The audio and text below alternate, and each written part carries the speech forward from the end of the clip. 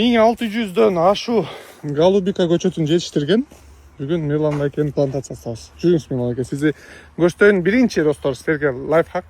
Эгер кимде ким маалымат алабыз, кызыгып атабыз, кантип өстүрсө болот, кантип башташ керек, бүт ушундай суроолор боло турган болсо, Мирлан байкенин баракча клубничный не блогер деп ачып алыптыр, бирок жакында блогер болуп кетет. Эгер бул кетиште кетсе, анткени мына урожайды көрсөңүздөр, Бишкектин өйдөсүндө эле сиздин 5 күнгөйдө келип, мынакей бул жагы адыр, бул жак уже мына жакын эле жерде, Бишкектен 15 мүнөттө эле келесиздер бул жака.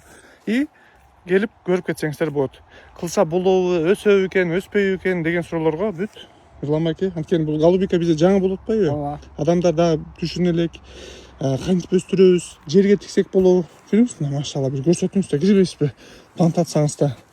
Будьте как дома, Мирлан байке. Мына азыр достор, бул майдарақ сорту.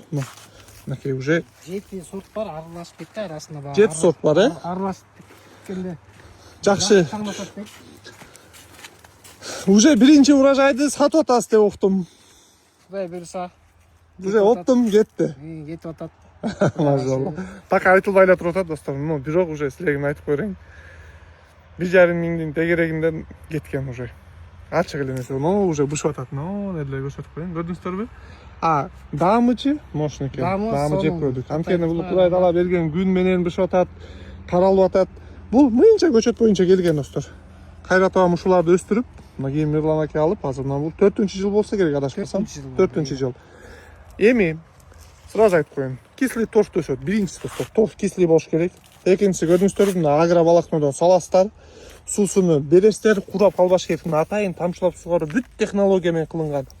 Ооба, башында акча кетет, туурабы Мирлан аке? Топурагына, мындай мешогуна, жөн эле жерге тийип койсо болбойт. Көчөтү да арзан эмес. Зато 1 килограммы 1,5 миң сомдон. Оптум алып кетти. Бул розничный сатпайт азыр.